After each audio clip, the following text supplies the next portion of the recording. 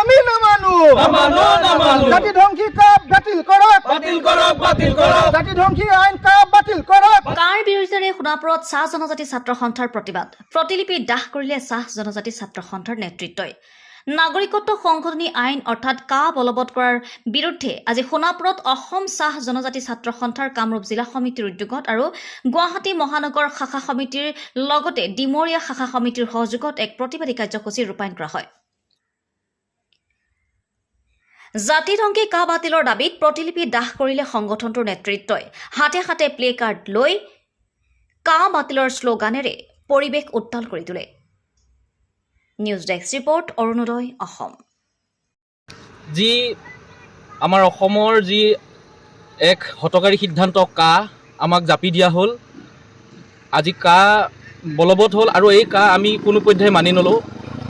অসম চৰকাৰক আমি আজি এই অসম চাহ জনজাতি ছাত্ৰ সন্থাৰ মজিয়াৰ পৰাই আমি তেওঁলোকক সকীয়াই দিব বিচাৰিছোঁ। আমাৰ প্ৰথম কাৰ্যসূচী ইতিমধ্যে প্ৰতিলিপি আমি দাহ কৰিছোঁ আৰু পৰৱৰ্তী কাৰ্যসূচী যদি তেওঁলোকে আমাৰ এই আন্দোলনক কোনো ধৰণৰ গুৰুত্ব প্ৰদান নকৰে আৰু কা বাতিলৰ সিদ্ধান্ত গ্ৰহণ নকৰে, তেতিয়াহ'লে অনাগত ভৱিষ্যতে আমি অসম চাহ জনজাতি ছাত্ৰ সন্থাই কাৰ্যসূচী দীঘলীয়া কৰিবলৈ প্ৰস্তুত আছোঁ।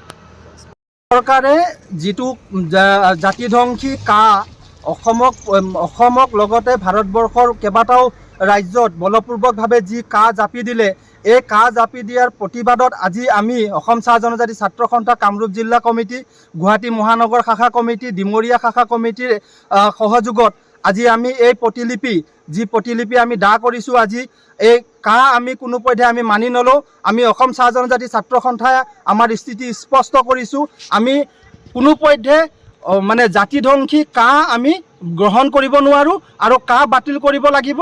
আৰু কা যেতিয়ালৈকে বাতিল নকৰে আমি অসম চাহ জনজাতি ছাত্ৰ সন্থা লগতে 30 জাতীয় সংগঠনে ভয়াৱহ আন্দোলন কৰি যাম আৰু ইয়াৰ কাৰণে জগৰীয়া কেন্দ্ৰীয় চৰকাৰ আৰু ৰাজ্য চৰকাৰ হ'ব।